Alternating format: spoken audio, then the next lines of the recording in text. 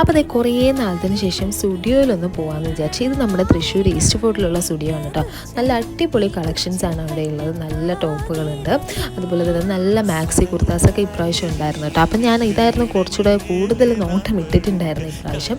അപ്പം നിങ്ങൾ എല്ലാം വെച്ച് നോക്കിയിട്ട് നല്ല അടിപൊളിയായിട്ടുണ്ടായിരുന്നു കേട്ടോ. അപ്പം ഞാൻ ട്രയലിന് കുറച്ച് ഡ്രസ്സ് എടുത്തിട്ടുണ്ടായിരുന്നു. ഇത് ഞാൻ നോക്കിയിട്ട് എനിക്ക് അവിടെ വെച്ചിട്ട് അത്ര ഇഷ്ടപ്പെട്ടില്ല. ഇപ്പോൾ ഇത് ഈ വീഡിയോ കണ്ടപ്പോഴേക്കും എനിക്ക് നന്നായിട്ട് ഇഷ്ടമായി. ഇത് എടുത്താൽ മതിയായിരുന്നു എന്ന് തോന്നിപ്പോയായിരുന്നു കേട്ടോ.